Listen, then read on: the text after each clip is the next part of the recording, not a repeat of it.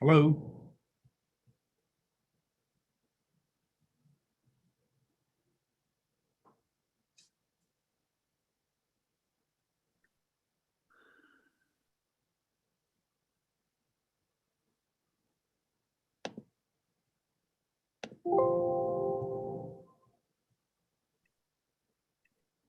All right. Well, let's see, we have a good crowd of 34 participants on today's meeting. I bid you good afternoon. My name is Rex Richardson, I'm president of SCAG, Southern California Association of Governments. Today is Thursday, September 24th, and I want to go ahead and call to order our first committee meeting of the Equity and Social Justice Committee for SCAG. This is we'll talk a little bit more about it a bit later, but this is a Brown Act public meeting, so there are some things that we do need to do here at the beginning of the meeting to make sure that we are compliant. I want to ask members of this committee who are calling in to identify themselves at this point so that we can go ahead and track it for the record. Are there any members who are calling in, not on Zoom, but calling in, that need to be identified as we call this meeting to order?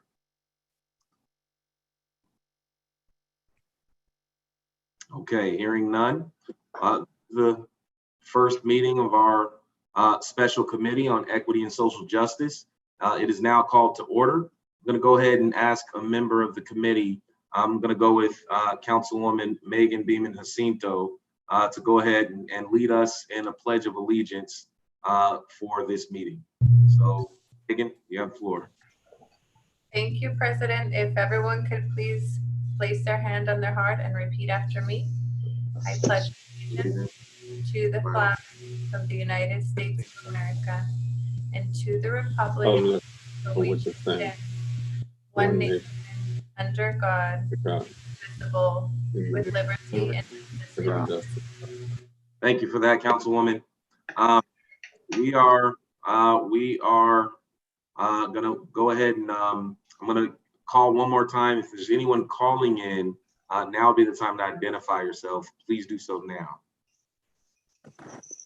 All right, we are holding this special meeting telephonically and electronically, given the executive orders and public health directives limiting public gatherings due to COVID-19. I want to thank everyone for participating remotely.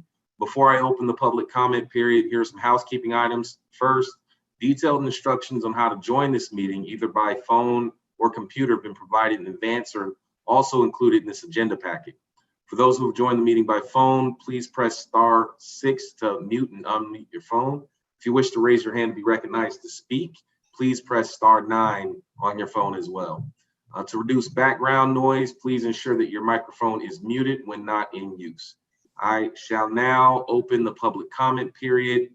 I want to remind those who wish to provide comments, go ahead and send an email to epubliccomment@scag.ca.gov.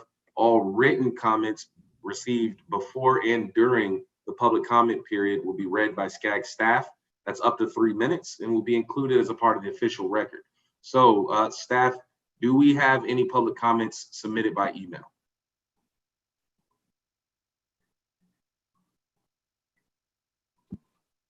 President, we do not have any public comments submitted by email. Thank you. Okay, so at this point, we're going to go ahead and get started. I want to remind everyone to unmute before speaking, state your name during deliberations, and whether making a motion or offering a second. For those of you who joined by phone, press *6 to mute or unmute your phone. And so we'll go ahead and get started. Why are we here? Well, our communities across the nation and right here in Southern California, we continue to express our anguish, anger, calls to action over the senseless and violent deaths of Tony McDade, Elijah McClain, Ahmaud Arbery, Breonna Taylor, George Floyd, Rayshard Brooks, and many others, and systemic injustice that their deaths and too many more reveal in our society. Over the course of the past few months, we continue to solemnly grieve their losses and explore how we, as a metropolitan planning organization, can do more to advance equity, advance diversity, advance inclusion within our Southern California region. For years, SCAG has acted as a convener, bringing together diverse residents, local partners, together through our plans, our projects, and our programs to unify our region and increase access to opportunities. And while we have done some good work, it has not been enough. We need to do more to combat systemic racism, to acknowledge it, and to ensure that other inequities do not only exist in our planning practices, but also in our access to healthcare, our access to economic opportunity and wealth, broadband accessibility, education, so many other areas of our lives. That's why in July, with overwhelming support of the Regional Council, I was very pleased to support the adoption of a resolution that acknowledges systemic racism as a human rights and public health crisis and commits SCAG toward taking action to become a more equitable and just region. I'm convening this ad hoc committee, the Special Committee on Equity and Social Justice, to further develop our Southern California response to the advancement of social justice and advise the Regional Council on policies and practice internally related to how we can end racial and social disparities internal to our own agency, strengthen the ways in which we engage and convene to protect and expand community voices and community power. We work in partnership with others to close the gaps of racial injustice and provide and better serve our communities of color, and in doing so, serve all of the people of our region. We're fortunate to have a diverse group of leaders participating on this committee from various industries, including nonprofits, businesses, healthcare, labor, education, and members of our Regional Council representing all 6 counties within our SCAG region. I want to remind everyone this is an evolving group. This is not the set group. We may add voices as needed and continue to develop the voices to make sure this is reflective of Southern California. The conversations will be open to the public. It's open to stakeholders alike. We welcome discussions that will help shape recommendations for future practices and policies. We have a full agenda today. We aim to introduce the committee to the work of SCAG and the charge of this special committee as guided by our Regional Council's resolution. We're also very pleased to have a special guest speaker, Charles T. Brown, founder and managing principal of Equitable Cities, LLC. He's here with us to share with us perspectives on mobility equity and inequities in the design operation of our transportation system here in Southern California. I'd like to next just call on our Executive Director, Komi Ajise, to provide a brief introduction to SCAG and the work that we do at SCAG to plan for a more connected, sustainable, and prosperous region. He's going to also review the charge for this committee as established by the Regional Council and the areas that we're seeking to seek dialogue, insights, and ultimately recommendations to meaningfully advance justice and equity, diversity, inclusion across our Southern California region. And after we hear from Kome, we're going to do some introductions of the group, and then we'll jump more into the overall work and program. So without further ado, I pass the mic over to Kome. Thank you, President Richardson, and good afternoon, everybody. Good to see you all. And I appreciate your time today to be part of this very important work that the President is launching today. What I'd like to do real quickly is a walk through sort of a context of SCAG, because I apologize to those members of our Regional Council that are on here and those of our stakeholders that have seen many of the slides before. But it's in the interest of folks that have not been part of our process, and hopefully we can use this to help them understand what SCAG does, who SCAG is, and what SCAG does, and what charge we have. And I also hope that in the presentation, you will see some of the compelling reasons why SCAG also has a role to play in the work of solving for social equity in our region.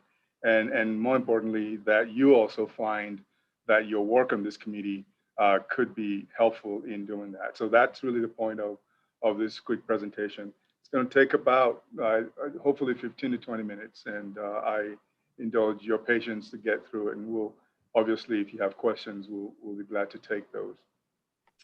So the first slide I'll show is really gives you the context of SCAG.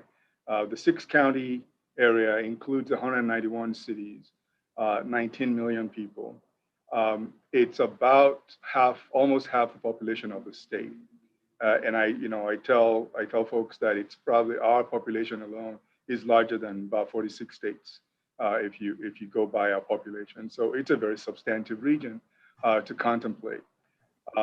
If you take the economy, it's about the 15th largest economy in the world with about a GDP of $1.2 trillion. So that's all nice and good, but what we also need to account for is the fact that 67% of the disadvantaged population in California is in our region. So we do have a compelling reason for spending some time thinking about how we provide for the disadvantaged population within our region. SCAG's mission is really to foster innovative solutions. In the next slide, in our work, because we are a joint powers authority where we have member agencies, all 191 cities in 6 counties come together at SCAG to talk about issues that are that transcend the jurisdictional boundaries. Things like air, water, and I'll talk about that a little bit. And our job at SCAG is really to find those solutions, those regional solutions to the issues that we're dealing with within our region through collaboration, through planning, through bringing good, honest planning to the table, through regional advocacy, because together we can do more. All of that is with a vision of hopefully making our region brighter. In other words, we think of ourselves as catalyzing for a better region or a brighter future for a better region in Southern California. Going on to the next slide, our work in fulfilling the mission and the vision at SCAG on behalf of our member agencies is to provide this regional voice. We can bring a certain amount of critical mass to a conversation by speaking on behalf of 19 million people, as opposed to each city trying to fight for themselves, and thereby creating a forum for regional dialogue and be able to be able to identify what are the important priorities that we have in our region. We are set up to advocate for those regional priorities at both the federal and state levels, where the resources tend to be on the public side. We assist a lot of our member agencies as they need it, cities and counties throughout our region, in getting through and accomplishing some of their local objectives. And we provide a plethora of tools and training, and of course, data, which is one of the things that we're best known for our regional agencies, for our jurisdictions within our region to be able to use for getting their work done. And then we host a number of conferences and events where we, again, use those as opportunities for catalyzing discussions on regional issues. Our role as a regional planning agency, first of all, we are the Metropolitan Planning Agency for the region. An MPO is a federal designation, and the state looks at us as a regional transportation planning agency. Our role primarily as an MPO is to produce the regional transportation plan and the sustainable community strategy, as well as the federal transportation improvement program, the FTIP. The FTIP is where all the projects in our region that will use a cent, if it's a cent of federal dollars, to be able to qualify for that cent of federal dollars, you have to be in both the RTP, the Regional Transportation Plan, and ultimately you have to be in the FTIP as well. So that's one critical role, primary role that SCAG provides. We set the regional growth forecast in the work that we do. We have expert staff on analysis and demographic analysis and modeling analysis that set the regional forecast so we can look at our region more holistically. We're also charged under the state housing statutes as being responsible for the regional housing needs assessment, which we're undergoing at this time. like I said earlier on, we're a forum for issues of regional significance. Of course, we're the regional data center, as I've mentioned earlier on.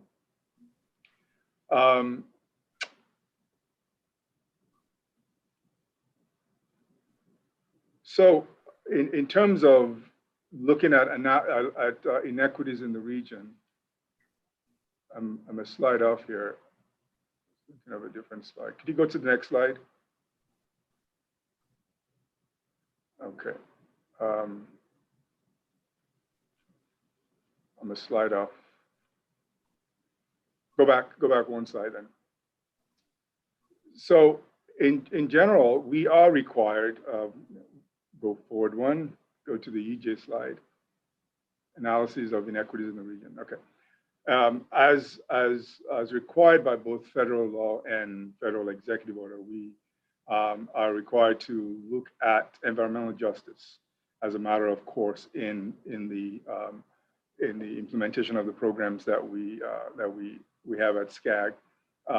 Looking at environmental justice to ensure that planning decisions that are made are not disproportionately affecting groups like minority groups and low-income groups in a negative way, and also that you don't overly benefit other high-resource groups in an unfair way. And so we have to strike that balance on environmental justice. Typically, it's the former that's the case, and so we do spend a lot of time on that. And in our regional transportation plan, there's a whole technical report on environmental justice that you'll see. We also, as part of our community-based approach to planning, we identify areas throughout the region that have high concentration of environmental justice groups or high risk to exposure groups. These are what's deemed the SB 535 disadvantaged areas. There are three types of EJ communities in the report that I mentioned. There are the EJ areas, the environmental justice areas, the SB 535 disadvantaged communities, and also what's termed communities of concern. So we look at all of these communities as areas of inequities that we need to spend time looking at. Results of the work we did in Connect SoCal, we tabulated for these areas specifically to determine any disproportionate impact on these communities or programs within the region. In looking at the EJ areas, if you would go to the next map. In looking at the EJ areas, the environmental justice areas, we have about 12 million people that live in these areas. That's 65% of our region's population. Of the people who live in these areas, 82% of them are minorities, and 20% of those households are in poverty. The poverty classification is, of course, a federally established income guideline that most of you are familiar with. So I think in 2016, a family of three earning less than $19,000 was classified as living in poverty, as an example of how to put that in context. The next slide shows the SB 535 disadvantaged areas. We have about 6.4 million people in these areas, and that's 34% of our region's population. 88% of these, the SB 535 disadvantaged areas includes 88% minority population, and 23% of all households are also at or below the poverty level. And so you begin to understand that there are, in fact, issues of inequities in our region that we need to spend time on. We've been dealing with it from the perspective of EJ. I think the social equity imperative that the board has put on us, and hopefully the work of this committee, is to be more affirmative in how we deal with it. The next slide shows the communities of concern, which has about 3.9 million, almost 4 million people that live in this area. And it represents about 21% of our region, but 92% of the residents in this communities of concern are minorities, and 25% of the households are at or below poverty levels. So what this chart shows is an overall statistics of minority population across all EJ categories, all environmental justice categories. As mentioned, these EJ communities have much higher concentration of minority populations, as we've shown in the last three maps that we just showed you. And at least in the SCAG region, I think compared, it's at least 10% higher than you would find in most places. In general, minority populations have increased between 2012 and 2016 that we have, and I use those dates because we have very verifiable data on that. We think the trend still continues, where we've had increases in minority populations in those particular areas that we showed you. Similarly, the next slide, the households in poverty, these EJ communities have higher shares of more than the rest of the region, at least 5% higher in terms of households in poverty. Similar to minority populations, the share of households in poverty has increased slightly from 2012 to 2016. And we think the trend might also be there. A little slower on this. I think it's a little over 1%, maybe around 1% increase, but nonetheless, the trend is still going up in terms of increasing population in these EJ regions. So in addition to analyzing the impacts of EJ communities and in our region, what we did with our regional plan, Connect SoCal, was to include data and resources to support our implementation agencies in addressing equity. So we do a lot of the planning, we do the regional planning, but the project implementation is done by others, and those are who we refer to as implementing agencies. And so trying to help them in addressing equity through plan implementation. And these resources include the work that we put in the environmental justice technical report. We have toolbox and public health technical report as well. And so these three pictures you've seen are real documents that are available for use. New to this plan, we do these plans every 4 years, I should say. This is the 2020 plan. New to this particular planning process is a public health technical report, which now contains a health equity framework, which is intended to assess health outcomes and in terms of disparities and impact on disadvantaged communities. This is a resource that we hope will continue to evolve and get better to more affirmatively forward health equity with partner agencies as we go forward. Next slide.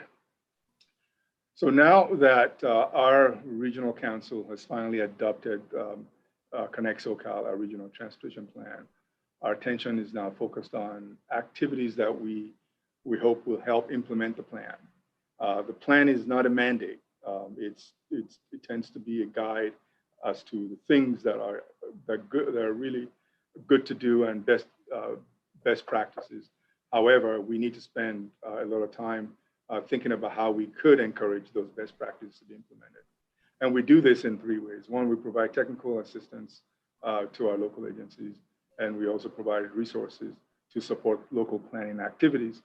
We also develop regional studies and programs that advance planning concepts, such as looking at specific corridors and trying to address specific planning issues in those corridors within a specific jurisdiction. Thirdly, we work with our transportation planners partners through both administrative and advocacy activities to get at funding where possible to bring back to the region to get some of these things done. In response to the regional council's call to consider the impact of the pandemic, for example, in Connect SoCal, we developed a set of pandemic recovery priorities that are embedded in the plan implementation activities, and this will be rolled out as we go forward. And there are 6 areas I want to touch on, basically, that are important to mention, I think, for your benefit. We're looking at priority areas include equity and engagement, includes inclusive recovery, public health. Thank you. Public health includes transportation safety, which really is intended to ensure that the pandemic recovery addresses safe access to for essential workers. We noted during the pandemic, during the height of the shutdown, we still needed to have people out there working, the essential workers, and making sure that they have a safe access to work and opportunities, I think, is an important element to think about, because if we have to deal with this again, we want to be as resilient as possible to have understood that. And the last one, of course, is resiliency. So we're looking forward to the committee's input on how we implement some of these strategies as we try to roll out the plan. Next slide. We have an immediate opportunity to consider some of these pandemic recovery opportunities and priorities in terms of equity in how we design some of our programs that are going out shortly. So let me highlight some of the work that we're doing in 4 areas. Our Sustainable Communities Program, which is coming out, is actually out in terms of the work that we're doing. Provides planning resources to local agencies to support land use and transportation planning that help advance the concepts that we have in our SES in Connect SoCal and the strategies we have in Connect SoCal. We anticipate that we will be allocating these resources for this program through the upcoming call for projects that's going to be released throughout the year. So there will be several calls. I think one thing to keep in mind there is we want to now make sure that as we do that on each one of these 4 opportunities, that we in fact have a lens of equity more so focused on it, so that it goes to begin to help change the trajectory of inequities in our region.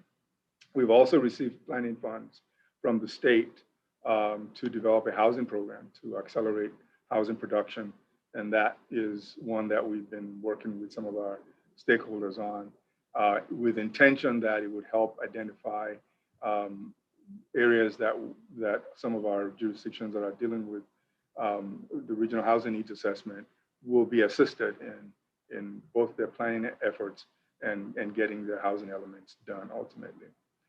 The third area is working with a new funding program in partnership with the California Community Foundation with the aim of creating new partnerships and bringing new voices to the table beyond the normal voices that we've had with intent of focusing on a community-driven process that centers on racial equity and justice as a foundation for both housing plans and policies.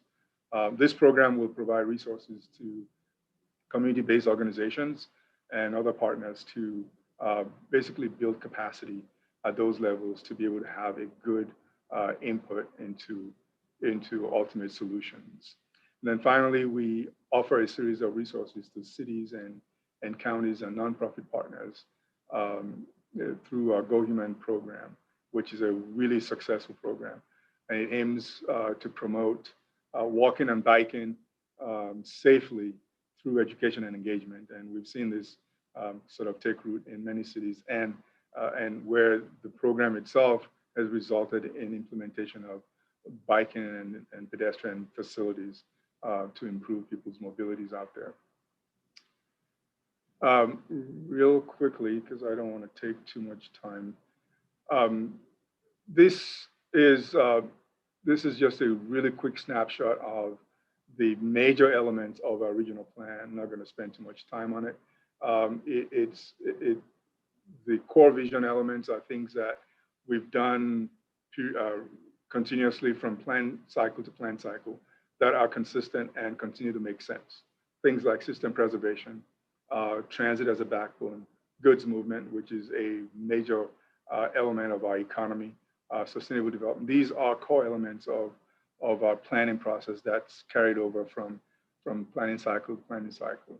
In this cycle, we have what we call key connections, which are new initiatives that are focused on the role technology could play in advancing some of the work that we do. shared mobility, for example. How could that be enabled to ensure that we have equity in mobility, or we have mobility available and mobility choice available to all? Accelerating electrification goes to the issues of sustainability, to bring about the reduction of greenhouse gas emissions, and of course, because housing continues to be an issue, having those housing supportive infrastructure in place is also a targeted element of our new initiatives. So President Richardson has a work plan that we have bought into, and it's really about listening and then convening based on the information we get listening, and this process is in fact part of listening, convening, and then obviously catalyzing and taking action. So we've basically now used that work plan to position the work that we're doing in implementing Connect SoCal. We call, I mean, the work plan is termed the Regional Economic Recovery. I'm going to say this wrong, Rex, help me here. Economic Resilient. I should write it down. You're muted. I want you to say it out loud. Framework for reimagining resilient, inclusive, resilient recovery. Yeah, that's it. It's right. Just a mouthful. I didn't write it down, and I it's fine. I was going to mention you and talk about it, and I didn't write it down. Really, the focus is on inclusion and a long-term resilience. Given what we just faced with the effect of COVID-19, there are other stressors and future stressors that we expect, that we can anticipate, and some we can't. But building resiliency into our member agency jurisdictions, I think, is an important work for us. And so going through this process of listening, where we gather information, understand impacts, and then begin to scope some work, and then convening, where we bring stakeholders together to identify and begin to flush out some strategies, and then moving on to catalyzing, where we prepare and release strategies that support those actions that make sense across the region. So this is a multi-year effort. It's not something that we expect to get done in 1 year, but you begin to understand that the part that you play is in staging such that we are on the glide path and make sure whatever we do, we're keeping equity and social justice in focus. The next 4 slides, I think, basically talks about the work that you are going to be involved with. In July, the Regional Council affirmed an intent to ensure that we would work towards a fair and just society, that we would look to make sure that we can correct some of the ills of the past, whether through planning or otherwise in policy, and then begin to engage a committee like yours to create a sense of what that looks like, what the field of play is, by bringing voices within and outside of the SCAG sphere. I think makes a lot of sense, and it helps to create the intentionality that I think the Regional Council had with respect to the work that you'll be a part of. The next slide talks about some of the statement, which is to this committee is to advise the Regional Council on policies and practices that would help us end the disparities that we know of and that we can identify internal, both to our agency and obviously external, and also create ways that we can be stronger in engaging and convening community voices to make sure that we're protecting every community and giving them a place around the table in terms of having a voice and power. You're also charged with advising on how we can work in partnership with others to close the gaps that we see both racially and economically, to better serve our communities of color especially, and in so doing serve all of our regions. I think it's been said that to the extent that we include everybody in the economy on an equal footing. We do that to the benefit of the economy, such that you could actually see a positive gain in GDP to the tune of about 4 to 5 or 6%. Next slide talks about proposed activities. The things that you will be involved with is helping define equity, for example, helping provide guidance to some of the work that we're doing internally, reviewing some of our established work, like our public participation plan, to make sure that it stays true to the ideals that hopefully you'll help us shape, and also work with you to develop an equity inventory, such that we can, to the extent that we define equity and have an inventory, we know when we're making progress or not, and establish a framework within which to begin to gauge the work that we're doing on equity. I think the last slide is just an outline of the work program. So we're kicking off the committee today. Hopefully we've given you some context about what SCAG is and what your assignments look like. You will get a chance to talk and debate that a little bit. We've set up touch points in November, January, and March. And there are some key focus areas, but they're not by any means limited to those. There might be things that as a committee you find interesting to bring to the table. But this is just an outline that we've sort of thought through to give you something to work with, and hopefully adjust as needed to get your work done. I think the ultimate end is, as the regional council's resolution dictated, is to be able to put together a regional equity framework and a social equity framework that we can report back to the regional council and to our General Assembly by May of next year. So with that, I'm going to ask, well, let's see if there are any questions real quickly and comments before I bring Dorothy on.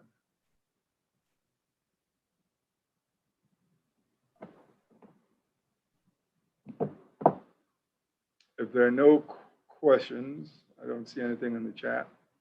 So Kome, so before we move forward, I want to do two things. So first, there's certainly, I think it's important that we opened up with that information, that folks have an idea of the sense of the scope of this committee and what it's going to do. I also want folks to understand that the next thing we'll do, we'll do some brief introductions so people get a sense of who's in the room. Oh, I'm sorry? I said, that's right, go ahead. Right, and then from there, we'll have a conversation to begin the conversation of defining equity, and that doesn't have to conclude today. Then we'll have our guest speaker, and then finally, we're going to begin a little bit of a conversation about the equity inventory report and framework development. So I want to take this moment now and just go around the room a bit. And if you could just give us 30 seconds of who you are, I'll just go through the roster a bit and just give us 30 seconds of who you are. I'm going to go down in alphabetical order, and we're going to start with Robert Apodaca. Good afternoon. It's a pleasure to be joining you. I represent the California Community Builders. Our mission is to reduce or eliminate the racial wealth gap among people of color through home ownership. Certainly, thank you for joining us. Next, we have Councilmember Megan Beatman Jacinto. Good afternoon, everyone. My name is Megan Beatman Jacinto. I'm a council member in the city of Coachella, in the Coachella Valley in mid or eastern Riverside County, depending how you look at it. I'm also a civil rights attorney and immigration attorney in my day job. And I've been a longtime community organizer around issues of equity and community health here in the eastern Coachella Valley. Thank you, council member. Next, we have Berenice Nunez Constant. Hi, everyone. Good afternoon. Thanks for having me. I'm the Vice President of Government Relations and Civic Engagement for Ultimate Health Services. Been in this space working for Medicaid eligible and under-resourced communities for my entire career, not only here in California, but also at the national level as well.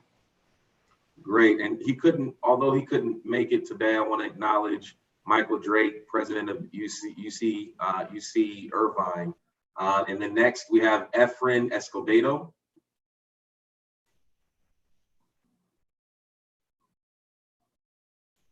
Okay, if you maybe you're muted, we'll move on. Next we have Margaret Finlay. Thank you, Rex. I'm Margaret Finlay. I'm a 30-year city council member and mayor in the city of Duarte, past president of SCAG. And when I knew that this committee was going to be established, I specifically asked Rex because this is something that is extremely important to me. I live in a community that is pretty diversified, and all 5 of our kids continue to stay here and live in an area that is very diversified because they like it, but yet they see that there are inequities and injustices. I have a daughter who also is involved. She's an attorney here in California and deals with housing for members of disadvantaged communities. So anyway, Rex, I appreciate your allowing me to be on this, and I'm looking forward to working in it. Certainly, thank you. Next we have David Forges. Forges, you're close Forges. enough though. I was close. Nice to see you all. Thanks for having me. David you. Forges. I'm Vice President for Human Resources, Diversity, and Inclusion at Cal State Fullerton. And I have the privilege of representing our 4,000 employees who serve 40,000 diverse students here in the heart of Orange County. Thank you. Earlier I mentioned Michael Drake, UC Irvine. I looked at the wrong list. Michael Drake's the president of the entire University of California system. I knew that. Forgive me for that. Next, we have Douglas Haynes, actually from UC Irvine. Okay, I don't hear Douglas. Next, we have Councilmember Mark Henderson. Good afternoon, all. Mayor Pro Tem Mark Henderson, representing the city of Gardena. My role with SCAG is I'm the Regional Council 28 representative, representing cities of Gardena, Hawthorne, and Inglewood. And I want to commend Comey on that presentation. It's always good to have a refresher, although we are board members of SCAG. It's good to be refreshed in what our responsibilities and roles are and who we're working for. So Rex, thank you for putting this committee together. And I'm looking forward to the good work we're going to do to try to create some racial equity. Certainly. Thank you, Councilman. Next, we have Randall Hernandez. Well, thank you, Mr. President, and thank you so much for taking a leadership role in this effort. So I'm Randall Hernandez, Director of External Affairs for Verizon for Southern California. We're engaged in bridging the digital divide every day, and Verizon takes this issue very seriously. We've created a social justice action toolkit online program as a way to provide resources on how to take action on this issue. My other hat is I'm also chair of the Long Beach Economic Partnership, which is a new economic development organization that Rex has been very supportive of. And one of the key components of the partnership is inclusive entrepreneurship. So I'm very happy to be a part of this. And Rex, again, congratulations for leading this. Certainly, thank you, Randall. Next, we have Councilmember Peggy Huang. Thank you, Mr. President. Thank you so much for creating this committee. It's a much needed conversation. Hello, everyone, for joining in and taking the time out to be part of this conversation. I'm a councilwoman here in Yorba Linda. I'm also a Deputy Attorney General in Criminal Appeals Writs and Trial Section for the Attorney General's Office. But more importantly, the importance of this conversation is that in the county of Orange, there's no one ethnic group that dominates. So that means that in the county of Orange, we are extremely diverse, and this conversation is much needed in order to keep our economy and our jurisdictions unified. So thank you, Mr. President, and looking forward to the great works of this committee. Thank you, council member. Next, we have Councilman Jed Liano. Thank you, President Richardson. My name is Jed Liano. By trade, I'm an immigration attorney in Pasadena. I sit on the Claremont City Council. I'm also the chair of the San Gabriel Valley Regional Housing Trust, and I sit on a policy committee at SCAG. Thanks for having me. Thank you. And although he couldn't make it, I want to acknowledge Andrew Mazel Jr., who's our representative to Pachanga Band of Mission Indians, and he couldn't be here, but he is a part of this group. Next is Linda Nguyen. Good afternoon, everyone, and thank you, President Richardson, for gathering all of us here today and extending this opportunity to be a part of this committee. Linda Nguyen with Wells Fargo on the community relations side with a focus on community development. So I'm working on the philanthropic part of contributing to low to moderate income communities. Prior to this, I served in the public sector side, both in public housing and public education for almost 2 decades. So equity has always been a big part of my work, and very happy to be a part of this group, and it'll be a privilege to be able to learn from all of you, but see how we all can work together as well. Certainly, thank you, Linda. Next, we have Thomas Parham. Thank you, Mr. Chair. Good afternoon, everyone. I'm Thomas Parham. I am the current president of California State University, Dominguez Hills, psychologist by training, and resident of Long Beach during the week when I'm tending to my presidential duties. So, and I'm glad you made that correction on Michael Drake. He is the man in charge of the entire use. So I'll pass along your greetings to him when I talk with him. But we also represent the California State University system, the largest system of public higher education in all of America. That's right, go Toros. Go Toros. Thank you, Mr. President. Next, we have Carmen Ramirez.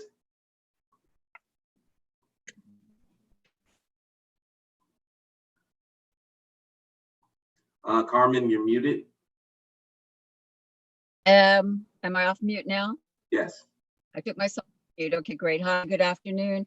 As you can see, I'm in my car, pulled over to talk to you, to drive, to be safer, but it's been a busy time. I want to thank our president for having this great conversation, needed conversation, and thank you to all the SCAG staff and my colleagues here.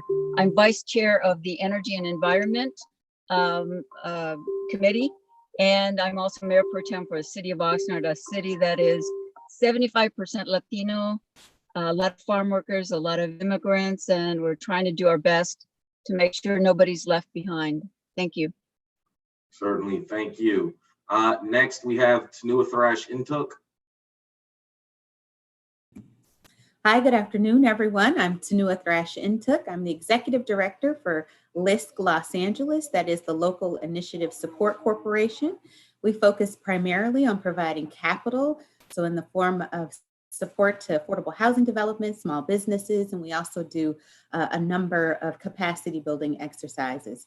And a huge part of our work is all about making sure that we are chipping away at the racial wealth gap. Thanks so much for inviting us and me to be here, President Richardson. Glad to meet you all. Certainly, thank you, Tanua. Next, we have Supervisor Luis Plancarte. Thank you, President Rex. Good afternoon, everybody, and thank you for being here to this inaugural meeting of this committee. By trade, I'm the Corporate Social Responsibility Manager for a multinational company. I also serve as a chairman of the board for the Imperial County Board of Supervisors. You might remember Imperial County as not too long ago being the epicenter for COVID-19 in California. We're a community of about 85% Hispanic. 85% of us speak Spanish, and definitely a community to its own. Recently, we introduced at the county level a resolution which passed unanimously, which created a Social and Health Equity Advisory Committee, which I hope to mirror after this committee and have takeaways so that we can also make a difference both in the regional level and in the state level. I look forward to working with each and every single one of you. Thank you. Certainly, thank you. Next, we have Danita Willoughby. Good afternoon, everyone. My name is Danita Willoughby. I'm a vice president at SoCal Gas. I run our supply chain and support services organization. I'm really proud to say that our company has done a really good job leaning in on this subject. We've created community conversations. We're developing a racial equity action plan. I'm part of it. I'm seeing it grow, and the results have been overwhelming, just to have real dialogue where people can ask tough questions and see our executives take this subject matter very seriously, speak with data, and put together a plan that has broad input. So I've really been proud of my company over the last few weeks. Always proud of my company, but especially proud during these times. I'm also the 2020 board chair for the LA Area Chamber of Commerce. Our vision is a thriving region for all. So this topic hits squarely at the center of what we are all about. I'm glad to be a part of this committee, and I thank you, Rex, for inviting me. And it's so good to see so many familiar faces, and I look forward to getting to know those that I haven't had a chance to meet yet. Certainly. Thank you, Danita, for joining us. One final person I'll acknowledge, Micah Weinberg couldn't be here with us, but he's the CEO of California Forward, and he reached out. He's excited to participate in this endeavor. So just some comments. You see that this group, it spans industry. It spans 6 counties. The SCAG region represents 19 million people in 191 cities. And the work that we do can have a direct impact on the lives of so many people. You already heard Supervisor Plancarte say he's learning from some of this process to share in Imperial County. Well, we know that San Bernardino County is engaged in this process. They've adopted the same resolution. Riverside County is doing the same. Over the last 3 weeks, I've conducted a virtual tour going to all 6 counties to have this discussion on equity and to also learn about some of the unique challenges and opportunities. And what I know is that Southern California, it's plenty of opportunity, but there's also significant challenges and disparities. And for what we know about systems, if you have persistent disparities, it's not by accident. Systems are doing what they're designed to do. And we as SCAG, as the largest metropolitan planning organization in America, we are responsible for presenting alternative plans and alternative systems that are superior, that can actually help close these gaps and create an alternative, a more superior sort of model for our region. And that's the work that SCAG does. Most recently, Comey mentioned, we adopted the Connect SoCal plan unanimously. That plan represents 300,000 jobs annually and about $600 billion of economic impact. And that's the plan, our federally compliant, state compliant plan to help set our goals for the region over the next 25 years. And so this is really incredible work. And as a region, we're gonna have to come together to make sure that as we chart the recovery is really driven by housing and transportation and broadband, all the things that we'll need to do in order to have a thriving, inclusive region. And so it starts here.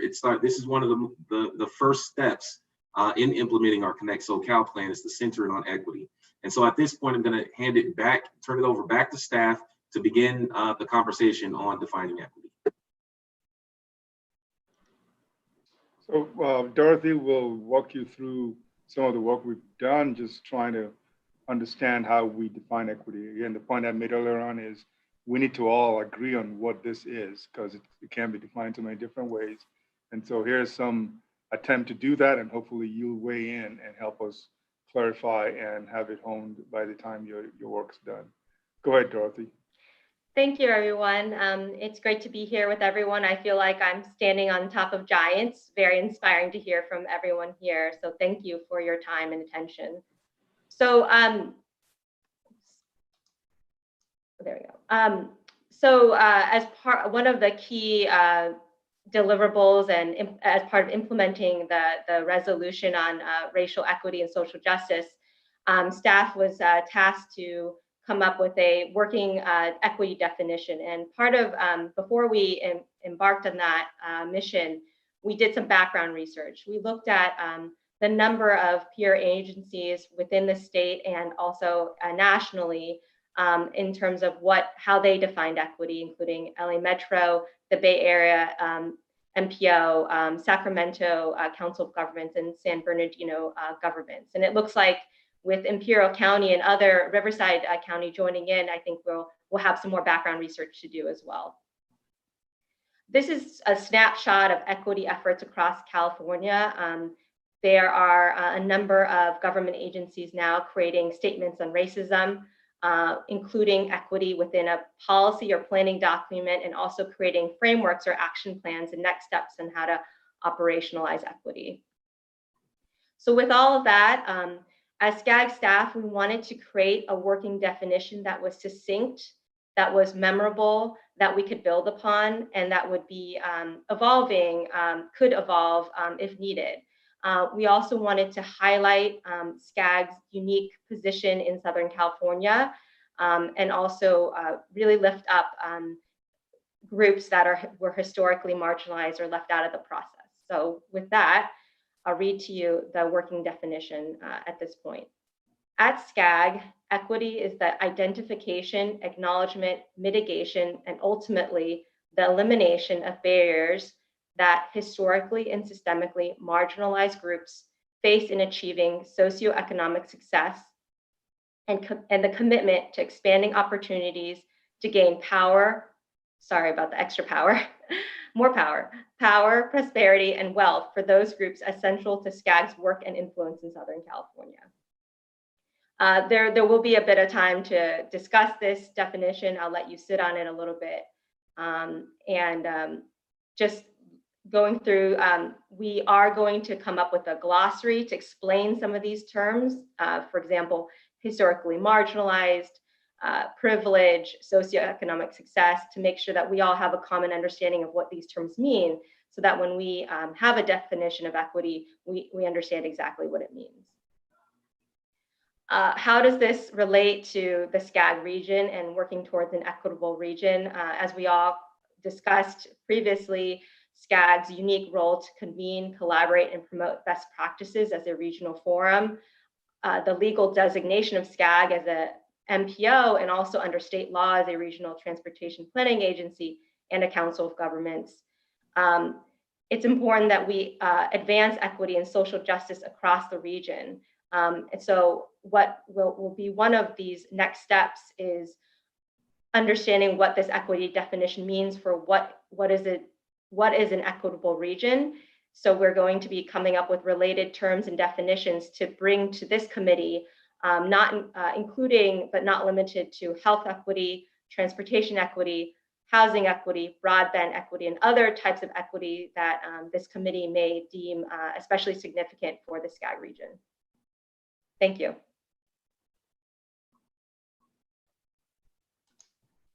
Thank you, Dorothy.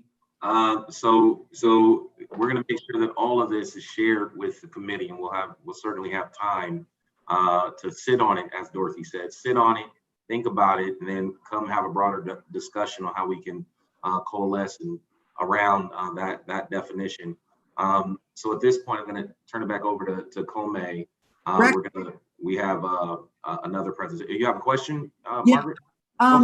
So are we going to be discussing this at the end? Because I had another area of equity in addition to the 4 that were presented there. Jump in. What do you have? Having been into a lot of different areas in Southern California, I've noticed that the economic development in areas of kind of socially disadvantaged areas, they don't have good grocery stores. They don't have places where people can shop for healthy food. So they have more like 7-Elevens. And so I was thinking some sort of economic development equity is something that we should address too. Absolutely, economic equity. And we have an expert on this committee with Lisk, Tanua, who's an expert on economic equity. And Tanua, would you like to add or expand on Margaret's sentiment? Absolutely. I mean, there were several other areas that intersected with economic equity. Certainly what you describe, if you're talking about food, then clearly, you know, when it comes to food and having places that are without access to quality food options that are affordable, part of that intersects with the issues of economics. So, you know, I was trying to give us a chance to kind of get into the conversation and figure out where the staff was going. I'm sure a lot of us have some ideas about what some of those broad buckets are, but I think we should definitely be lifting up economic equity as one of the key pillars. Absolutely. So what I would say, Margaret, is we're going to make sure in that glossary that we develop, we put a placeholder for economic equity, and as we shape the agenda moving forward, we can see how that aligns with these 4 categories, or whether it needs to be its own standalone. So the point certainly received. Thank you. Thank you. Great. So at this point, I'm going to hand it to Kome. Kome's going to introduce Charles Brown, our keynote speaker for today. So Kome, you have the floor. Yeah, just before I introduce Charles, real quickly, I think the point Margaret made is important. Just so you all keep it in context, the work staff's doing is really to just provide a straw proposal so you have something to work from, and there is by no means a need to think this is all of what you're going to have to deal with. There's a lot of room for you to play with all of what staff's presented, so you'll get a chance at that. So it is really my privilege to welcome Charles T. Brown. He's the founder and managing principal at the Equitable Cities, LLC, a nationally known urban planning, policy, and research and multimedia firm working at the intersection of transportation health and equity.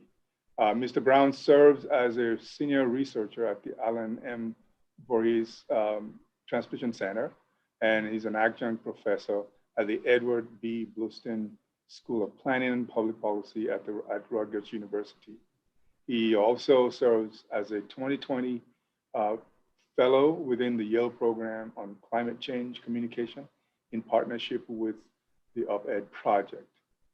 With more than 17 years of public and private sector experience, including military and academic experience, he has gained international attention for helping to create safe, healthy, and livable communities. His research includes understanding barriers to biking and walking for women and minorities, analyzing barriers to accessing parks and open spaces, and serving as an instructor for the Smart Growth America, National Transit Institute, Federal Transit Authority Administration, Federal Highway Administration, and the CDC's Walkability Action Institute.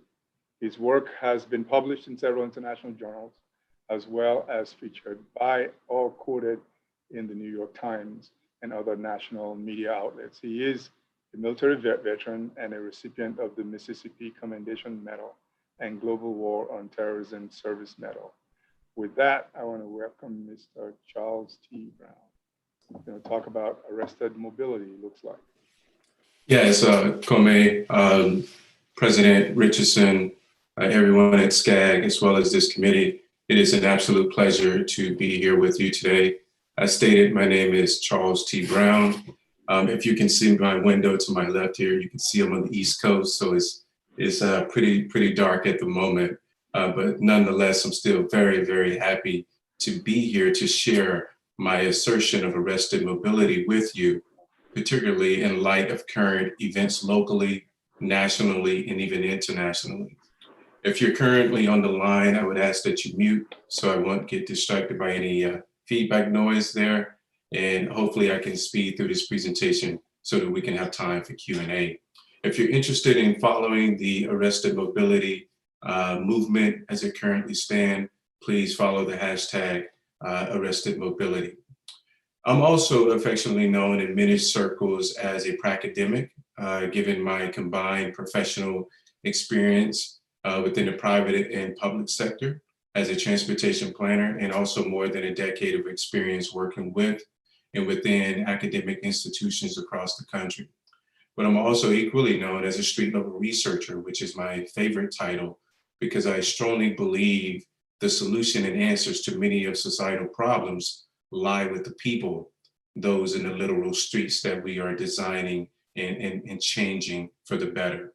Therefore, it is imperative that we, the so-called experts, I think, move from behind our computers and get out and interact with the public. And by public, I absolutely mean all people. So what is the context now for my conversation? Well, there are a plethora of federal, state, and local initiatives, plans, policies, and programs aimed at increasing safety and physical activity among Black, Indigenous people of color.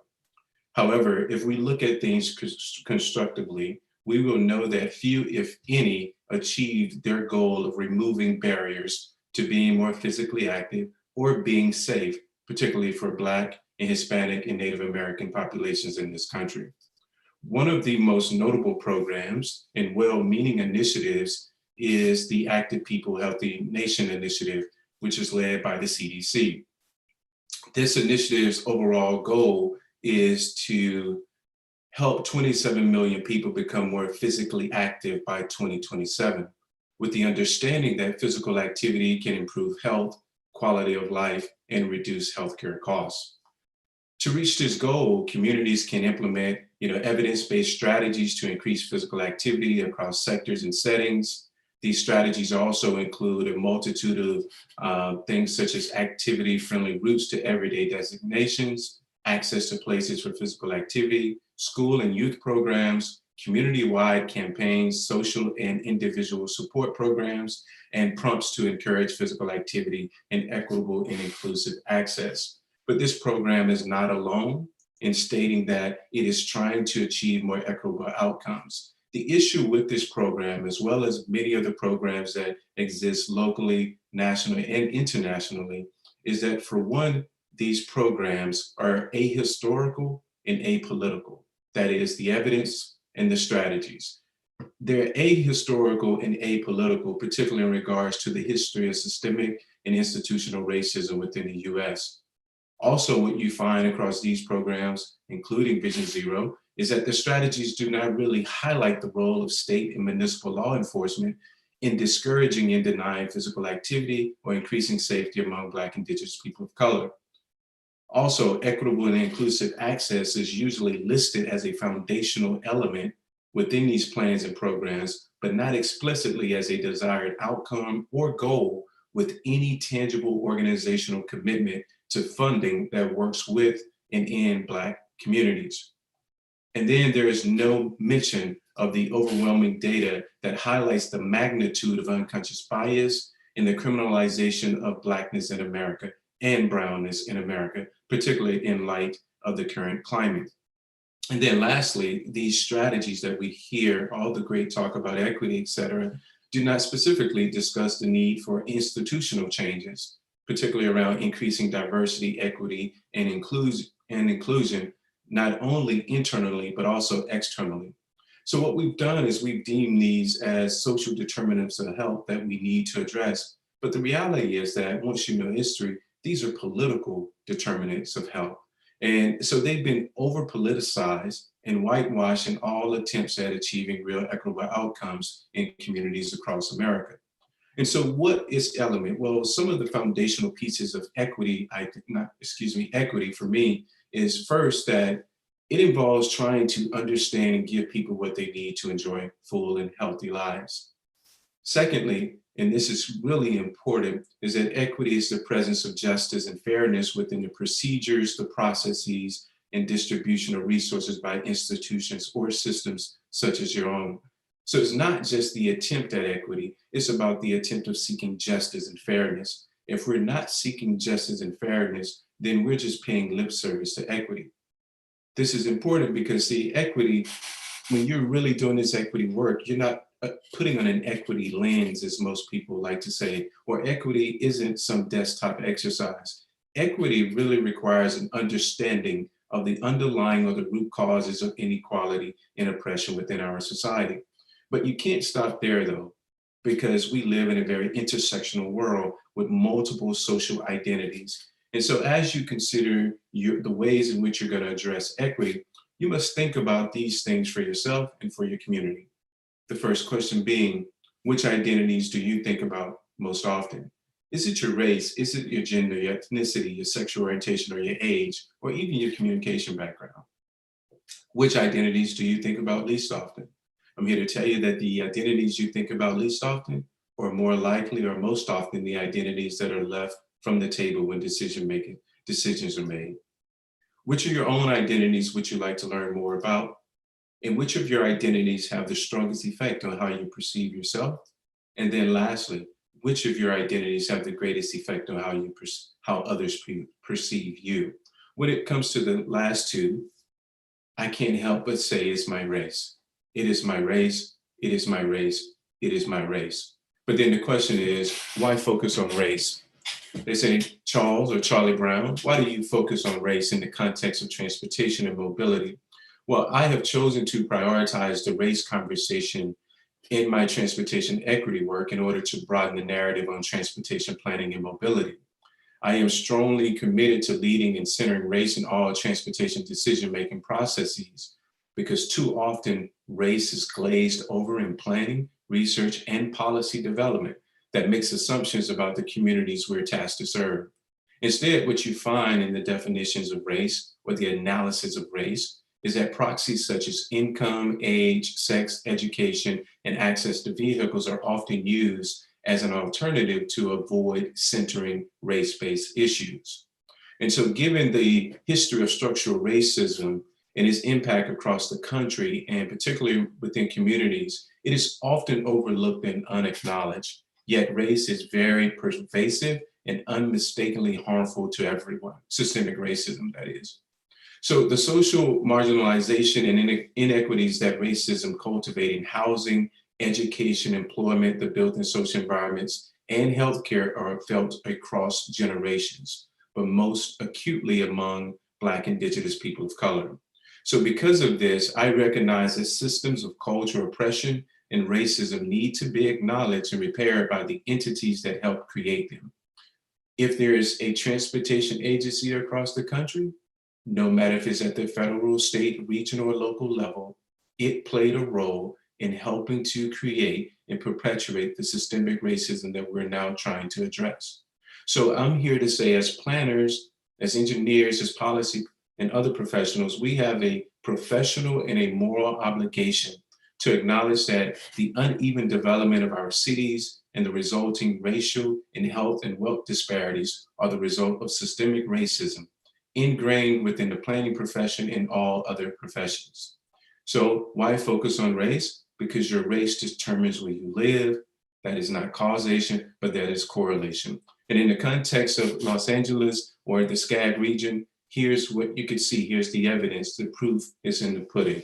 When you look at these colors here, if white represents, if blue represents where white people live, green represents where Black people live, and purple represents where Hispanic live, and Asians are represented by the orange and other colors, what do you see?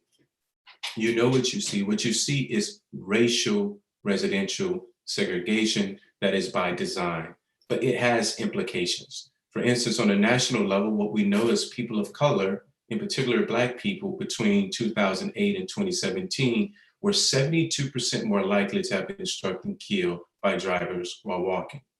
And then thankfully, public health now is starting to discuss things beyond risk behaviors such as smoking, poor nutrition, and low physical activity, leading to disease and injury and mortality. They're now starting to look very strongly at the living conditions that create the behaviors, the institutional inequities that create the living conditions, and then the bidirectional relationship between social inequities and institutional inequities. I had the honor this morning of delivering a keynote to the Washington region here in DC. It was a Vision Zero conference. And in doing my homework for that presentation around Vision Zero, it was very disheartening to see an amendment, a bill that has been put forth to advance Vision Zero in the area. But when I did a search for in this document, I didn't see race mentioned one time, nor was racism mentioned, or any other thing that is close to race being mentioned in that entire document. Why focus on race? Because our mobility has been arrested. And what is arrested mobility, you may ask? Well, Arrested mobility is the assertion that Black people and other minorities have been historically and presently denied by legal and illegal authority the inalienable right to move, to be moved, or to simply exist in public space, resulting in adverse social, political, economic, and health effects that are widespread, but most importantly, preventable and intergenerational. And so when we look at arrested mobility as shown here, here's a draft framework. Please understand that I understand that there's no, in many cases, there's not a direct relationship between these variables as shown. But what you find here in this arrested mobility theory is that there's a direct manifestation of racism across 4 distinct realms: the personal realm, the interpersonal realm, the institutional realm, and the cultural realm. These collective realms of racism has resulted in the social construct of race, both locally and globally, and have led to the intentional and deliberate targeting of over-policing Black people and brown people in this country, including their physical mobility, which is the direct impact, and their social mobility, which is the indirect impact. So how are Black and brown people over-policed? For the sake of this presentation, I focus specifically on Black, given the current climate, but how are Black people over-policed? Well, here's how they're over-policed. Over-policing is evident in 3 distinct forms. Most people, when they hear policing, they solely think about law enforcement. Well, there's over-policing via policy, and that happens due to racialized zoning practices, racial residential segregation, or simple disinvestment in a community. There's also law enforcement, of course, which is the traditional means in which most people identify policing with. That happens at the federal, the state, and the local levels. But then there's also the self-deputization of non-Hispanic white citizens, Karens, throughout the country, who also over-police due to their historic relationship to law enforcement as police officers, as well as their control and dominant control over policy as well. So in the context of physical mobility, these various degrees of over-policing's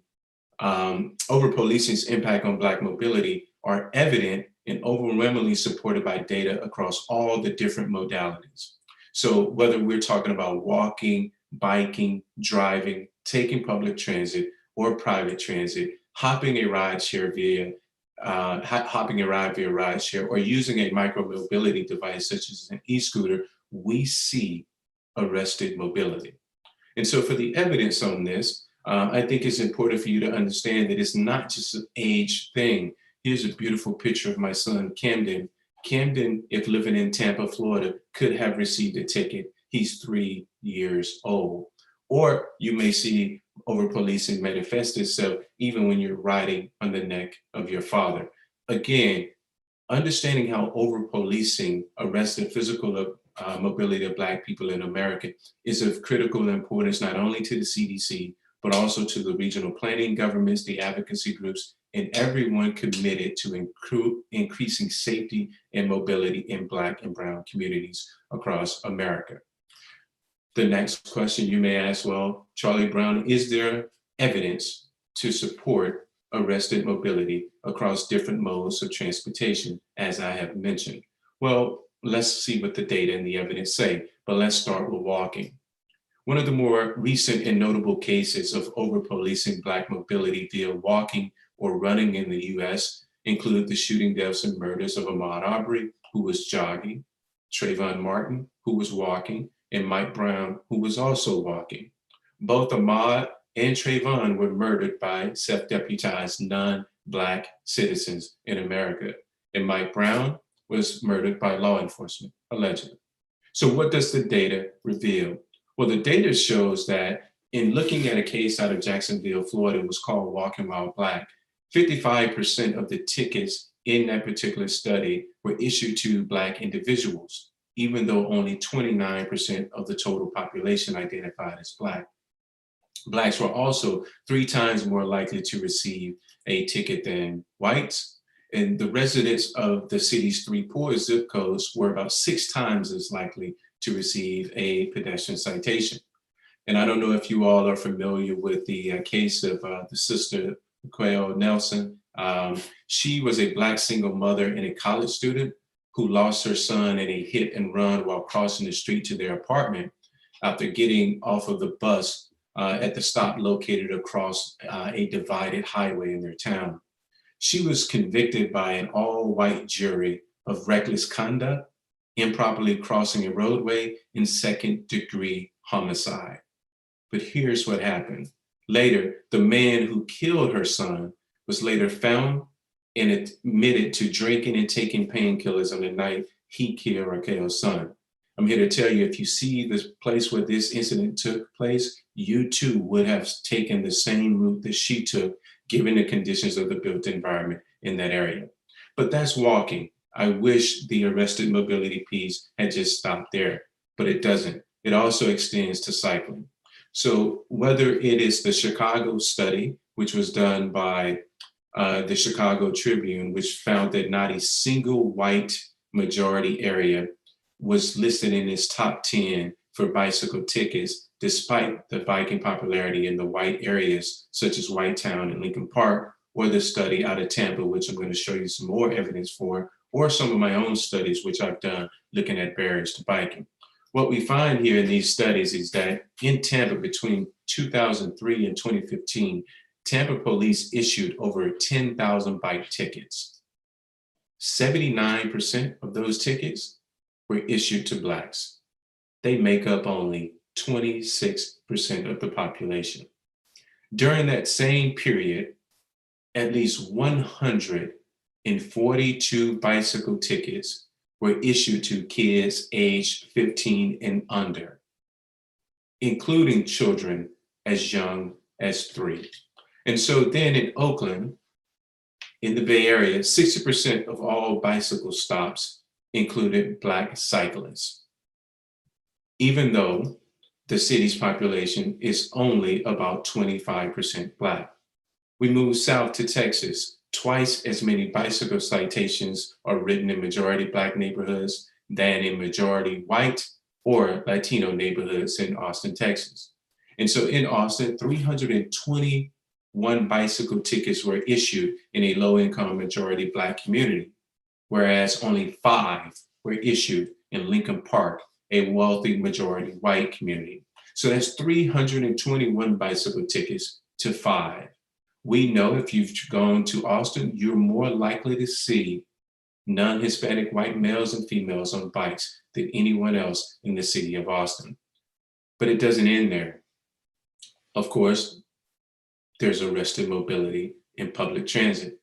And the most recent and notable case of that includes the case of Oscar Grant, who you all I'm sure know about, who's a 22-year-old Black man who was murdered by BART police officers in Oakland, California.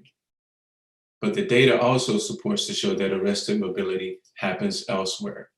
The Marshall Project, an analysis of the New York Division of Criminal Justice Service data in 2014, showed that while the number of turnstile arrests have decreased significantly, what has not changed is who gets arrested. 89% of those arrested are Black or Hispanic, virtually the same proportion since 2014. And also when it comes to New York, the top 10 neighborhoods in New York with the highest number of arrests per survey swipe were all predominantly Black or Hispanic. Then in the case of New York, there was a young man, Adrian Napier, a Black teenager. He was tackled and aimed at by 10 police officers for a simple fare evasion. The fare was only $2.75. And then lastly, in 2017, Blacks were 8 times more likely than whites to be charged for certain transit violations in Portland, Oregon. Thankfully, the policy was later decriminalized in 2018. If it had stopped at public transit, maybe we could say there's no arrested mobility. Unfortunately, it does not. It also happens in driving. The most recent and notable cases of over-policing Black mobility via driving in the US include the murders of Philando Castile and the Queen Sandra Bland. And so when you look at the data from driving, what does it show? It shows that a nationwide study of policing trends noted that Black and Hispanic drivers are disproportionately stopped versus their white counterparts. Police, though, in this, if you are identified as Black, may be a strategy. Police are less likely to pull over Black drivers out the dust when the race of the driver is less obvious. We move to Minnesota, which has been the epicenter of a lot of the things happening currently in society. And there, a state commission study in Minnesota found that Blacks and Latinos were 7 times more likely to be stopped by police in white majority neighborhoods. That is the classic definition of arrested mobility. But it doesn't stop. In 2016, 47% of the arrests by the St. Anthony Police Department in Minnesota were Black individuals, even though the patrolled area is only 7% Black. I wish it stopped there, but it doesn't. Now we have to look at rideshare. In the case of rideshare, the most notable stories or data about rideshare involve researchers from Stanford, MIT, and the University of Washington, who found that rideshare drivers discriminate based on race and gender. And so when we look at this data holistically, what we find is that Black drivers waited on average 20% longer than white travelers to have their ride accepted on Lyft or UberX. It also took about 30 minutes longer for Black travelers to be picked up than white travelers. And 55% of Blacks who call for a cab at some point have experienced a refusal by the service to send a cab to their community. And then this is even more dangerous for those who identify as females. As was noted, on average, female travelers were driven 5% further than males given the same start and finish location. That is arrested mobility within ride sharing. And I wish it stopped there, but it doesn't. Then, of course, we find out that mobility arrested and our lives are taken even when we're sleeping or being a kid playing in our yards or in our parks, as in the case of Breonna Taylor and Tamir Rice. So some of you may logically be saying, okay, well, what are the adverse social, political, economic, and health outcomes of this arrested mobility? What I'll do now is quickly go through some of the evidence, conclude with some recommendations, and allow time for some Q&A. Well, the impacts include Blacks are less likely to be physically active than whites, regardless of neighborhood and regardless of the racial composition of a neighborhood. Black men living in predominantly white neighborhoods were far less likely to engage in physical activities in the areas surrounding their own homes. So when you think about how the suburbs are becoming more and more diverse, think about the implications of arrested mobility in that sense. And then I can say, as someone who has lived in Democratic, Republican, urban, suburban, rural areas, served in the military, worked in the private sector, the public sector, now I'm in academia. I want you to know, as a Black man, there is never a moment where I don't attempt to make myself seem less threatened. There is never a moment. The data also shows that the areas with a larger population tend to have lower rates of upward mobility. Again, I stated that arrested mobility impacts their ability to move physically, which impacts their ability to move upwardly in terms of the social status. We also find that, of course, the rideshare fares tend to be higher for drop-offs in Chicago neighborhoods than in the high non-white populations or communities there in Chicago. Then when it comes to being insured or uninsured, Blacks were more likely to be uninsured than white Americans. Blacks pay twice as much of their average household income for healthcare costs. And then residential segregation has led to a dearth of hospitals and healthcare providers in majority Black and Hispanic areas. Then there's an issue with household incomes, as Blacks' average household income is 60% that of white household. And then being in Black areas is disproportionately associated with food deserts, as was just brought up, made even worse by lack of access to transportation options. And then lastly, segregation discernibly affects educational attainment for Blacks much more than whites. And then to kind of conclude here in terms of the overwhelming evidence along the social, political, economic health spectrum, what we know is that transportation disadvantage also makes Black people more vulnerable to disenfranchisement efforts like a lower density of polling places. A lot of people are saying, get out and vote to change it, get out and vote to change it. But these transportation disadvantage makes it more difficult to even vote. And so what are some strategies, you may ask? These are just a select number of strategies. There are many others, but the strategies include, first, there needs to be a reparation-style infrastructure package for Black communities. I personally do not take serious any attempts at equity that don't consider reparations, because you have to consider the intergenerational trauma that these Black and brown communities have had to deal with over time. And within that reparations-style infrastructure package, I think there should be bicycle infrastructure, pedestrian infrastructure, public transit, and public art. Then we have to hold police more accountable. And I think transportation professionals can not feel like their hands are tied on this issue, but can be more vocal about what policing does to a person's mobility and freedom to simply exist in public space. We also need to work. We need to develop a campaign around eliminating this scary Black male narrative.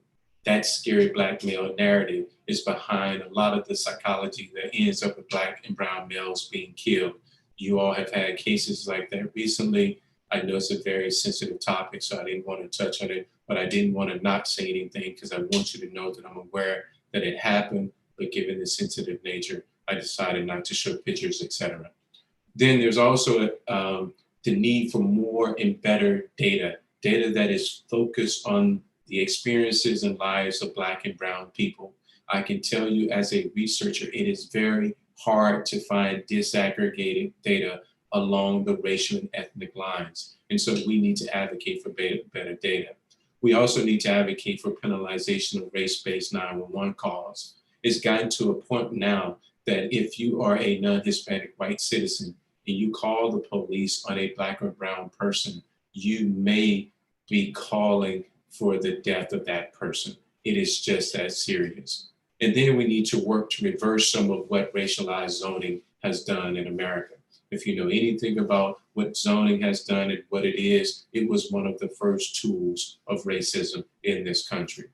We also need more coverage or courage from our white allies. Many of you have signed up for these committees. Many of you are well-meaning and want to do this work, but we need you to be more vocal, not only during 9 to 5, but also when you're at home in your communities. And then we need to advocate with the public health community for more health services.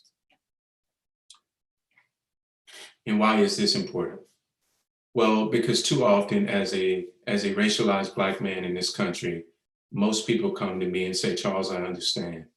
We saw what happened to Breonna Taylor. We know what happened out in LA. We've seen what happened in Minneapolis. We see it happening. We believe you in regards to arrested mobility. I'm quick to tell them, no, we're not in the same boat. You do not feel me. We are in the same storm. I need you to understand that there is a huge difference. And when I say there is a huge difference, you have to understand that Black people and brown people are so tired. We can't go jogging. We can't walk from the corner store. We can't walk home with Skittles. We can't get a normal traffic ticket. We can't have a disabled vehicle. We can't run. We can't breathe. We can't live. Our mobility has been arrested. I want to thank you all for taking the time out of your schedules to join me today and allow me to join you today. Here's my email. You can direct text me at my superphone number here, or send me a tweet or connect with me on Twitter. It's been an absolute pleasure. Thank you for your time. Well, certainly thank you for that presentation, Mr. Brown. I'm gonna do a couple things. We're gonna get rid of the next presentation so we have some time between now and the end of the meeting. to discuss what we've heard, to ask any questions that we have of Mr. Brown, and to share any thoughts, considerations we have. This is deep content, and what we don't want to do is rush through it. And we have time for additional meetings to get into the sort of core recommendations. But I think this is certainly a good tone to start. So what we'll do is, I see that it's been a lot of activity in the chat. Folks have already requested to have the materials that have been presented. We'll work with staff to make sure that those are provided by email and included in the minutes. We'll do that first. Secondly, I'll say, use your Zoom raise hand function if you have a question or a thought. I'm going to go to President Parham, who's indicated that he has some thoughts to share. Yeah, thank you, President Richardson. First of all, let me just say bravo to Brother Brown. That was just a very comprehensive but also compelling narrative about the connectedness, about the whole concept of arrested mobility. So bravo, brother. It reminds me as I sit here among our committee members, the famed psychiatrist Frances Cress Welsing, in quoting Neely Fuller, reminds us that if you don't understand racism and white supremacy, what it is and how it functions, everything else you think you understand will only confuse you. Right. And it's making it plain, I think, in that way. I would also say, in light of that presentation you made, it provides some impetus for the definition of equity we were just considering right before your presentation, because there's a lot of focus on demographic numbers, and it reminds us that diversity and equity cannot simply be related to demographics, which is where a lot of people start from, but rather has to look at a question of policy and practice, and whether policies and practices of institutions or agencies change, like police departments, as a function of the changes in the demographics. So I would offer, besides saying bravo to Brother Brown, kind of in addition to the equity definition that we have offered this afternoon, which is equity is about translating the theoretical into the pragmatic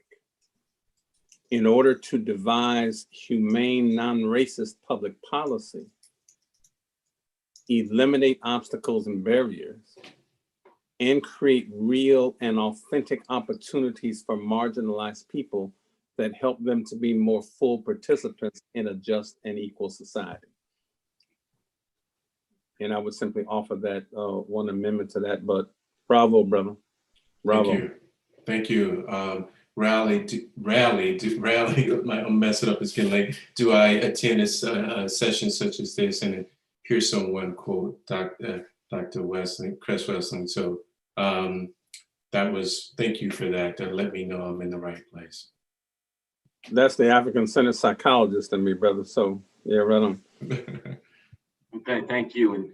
And I want to invite more people into the conversation. Use the raise hand tool, but until we do that, I'm gonna just go to this chat. There were a number of suggestions, comments, and thoughts in the chat, and one of the more active folks in the chat was Tanua. So Tanua, I want to invite you into the conversation a bit. So Dr. Charles Brown, thank you so much.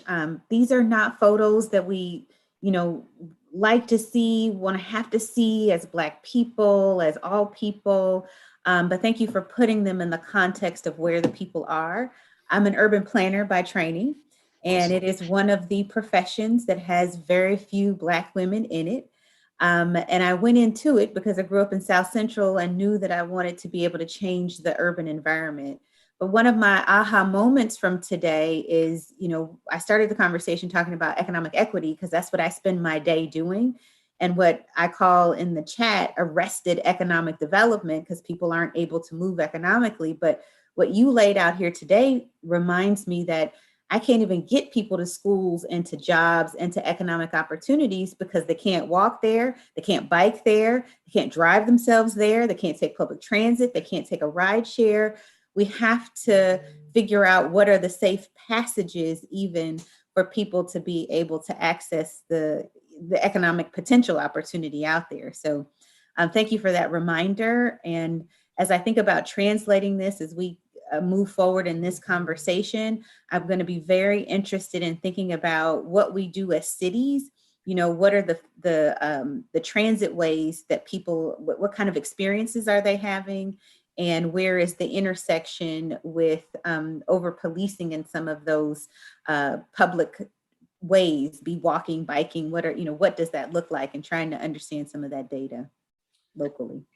Thank you for that feedback. It's extremely important for people to understand that, as you just stated and laid out, when I first mentioned arrested mobility, I wanted to center your attention on the sort of direct effect of the over-policing, which happens via three forms: policy, self-deputization of non-Hispanic white citizens, and then thirdly, law enforcement. But if you can't move physically, you can't move up the social ladder. And so too often we move quickly to the economics piece without any consideration for people who simply can't even exist in public space without being over-policed. So what I'm trying to do is bring us back to what I think is the root cause of a lot of what is happening in society. I also, and this is not a solicitation, I am working on a documentary where I'm going to go across the country and provide film and support of what is happening. If you are interested, please stay in touch. Thank you. You know, the word intersectionality has come up a number of times. And I think what's interesting is a lot of times with the work we do at SCAG will help support local communities by deploying resources and technical assistance on how to achieve their public policy outcomes as it relates to active transportation and other things.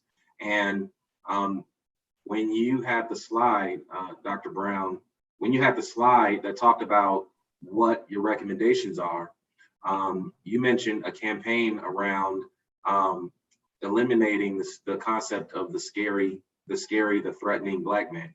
And as we do our programs, Connect SoCal and our Go Human campaigns and active streets, active transportation, it hadn't occurred to me that unless we pair our complete streets initiatives and how we design streets with recommendations for local communities on how to make the streets safe through a lot of the education campaigns, we may not be fully optimizing our ability to have a complete street. So I think it's opening up a whole conversation about what is a complete street.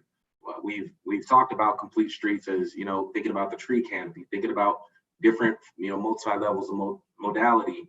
But we have to think about the policies that go along with the complete street in order to have it complete. Would you mind sharing a little bit more on either experiences or things that you've seen in terms of education campaigns to actually complement transportation strategies? Well, first I would say that's been historically the issue with most transportation agencies, is that you focus too much on the built environment and not the people. This whole work that we do collectively and individually is to save the environment, make it a better place, of course, but we do that for the benefit of people. And then what usually happens is that we speak about people in aggregate terms. And when you do so, you normalize the experiences of those who have been suffering the most. And it's important, and I believe that all people should advocate for this, and that is that the people closest to the pain should have the power. And so we deem ourselves experts. We go out to these communities and tell them what we think is best due to our sophistication and analysis and et cetera. But really it's the community that has the answer. The problem is that your systems are set up in a way in which you can't address intersectional issues in society. They tell you you can only look at transportation from the standpoint of transportation, don't touch policing. And then they tell police, don't mess with this. And listen, we live in a very intersectional world. We all are responsible for what happens to our citizens who are traveling to and from different destinations. And so you may not have to devote your entire budget to addressing the scary Black male narrative, but it should at least be acknowledged. that there is one. And so a lot of the problems with this equity work, again, is that it's ahistorical and apolitical. There's no recognition of how we got here. And if you look at how we got here, there's no way we're talking about an equitable system for all. What you're going to say is we need to prioritize investments in the Black, Hispanic, and Native American communities because they have been disenfranchised. And then we'll talk about how we create the system for all. And so that's what the data shows. Everything else is simply a whitewashing and a politicizing effort to appease everyone. And when you appease everyone, those suffering most do not get attended to. Thank you, Dr. Brown. We have a hand up from Councilman Leano. Thank you, President Richardson. Dr. Brown, I just have a quick question for you. And for me, one of the things that really stood out in your presentation, and thank you, that was really informative. One of the things that really stood out was in your suggestion that there needs to be a reinvestment in infrastructure in Black communities. And it's my understanding that the HUD budget right now represents just barely 4% of the current federal government's budget. Are you aware of any, I guess I would either call it regional or state or more local initiatives to supplement that work? The HUD budget alone, when you come back to LA County, when the HUD dollars get to the county, small cities like mine, typically we're scraping the very bottom of that barrel. And I would just love to hear, aside from the fact that the HUD budget is perhaps an absurdly small percentage of the entire investment that we make, are there any other efforts that you're aware of to attack that strategy of reparation style local infrastructure investment in Black communities besides the typical revenue streams that exist right now? No. And my affirmative no doesn't mean that it doesn't exist. What it means is that it hasn't been brought to my attention, one that has created a reparation style package specifically for Black people in this country. I don't know of one. If it exists, I would love to include it in my presentation as an example. What I usually find is that when people start talking about equity and increasing safety and mobility, again, they say for all, ignoring the history that has shown that disproportionately Black, brown, and indigenous people of color in this country are suffering the most and are more likely and most often the ones who don't have the infrastructure that we're advocating for. So no, I do not.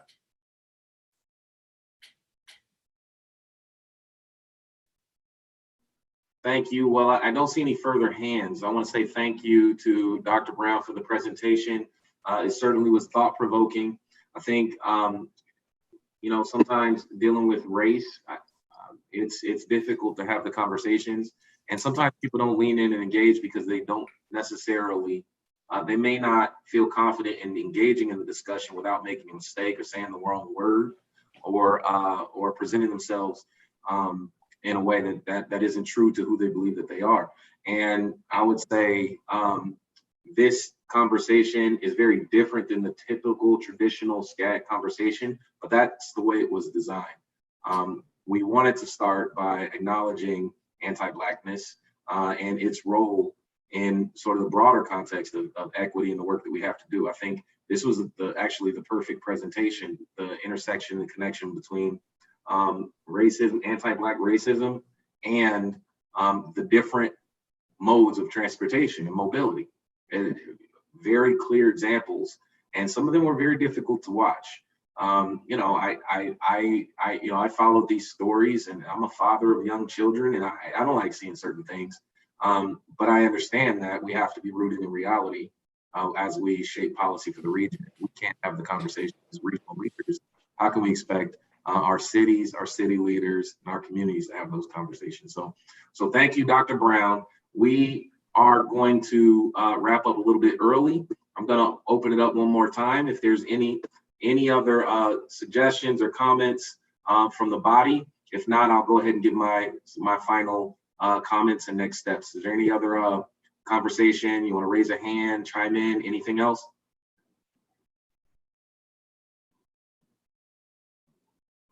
All right. So, let's see. Okay, so this was the beginning of our conversation. We didn't get to the equity inventory report and framework development part of the conversation. And so consider this an introduction. And so at the beginning of the next committee meeting, we'll jump right in. We'll start at the top with the equity inventory report and framework development process. And that's when we can talk more specifically about what our process will look like and how you all can contribute more specifically to shaping policy and programs moving forward. Additionally, let's see, what else do we have? So we've discussed that. I certainly want to thank everyone for participating. We have a number of things. We've had some meaningful discussions today, and across our region, we know that we do, based on the presentation we've seen, we have significant wealth, income, education, health disparities based on race, and our communities of color tend to reside in areas where they experience more poor air quality, fewer jobs, fewer opportunities, affecting their health and wealth. The presentation that we saw earlier that showed how Los Angeles is sort of segregated by race, I think you can look at our entire region and you'll see some of those very same representations. As the region's planning agency, we have a duty to ensure that our work does not make that problem worse. And we have to improve that. And under my leadership, I'm committed to having the work we do here improve upon these issues. We plan to address racial equity and justice across all aspects of regional planning. This will guarantee that the growth that we see from our Connect SoCal plan is evenly distributed.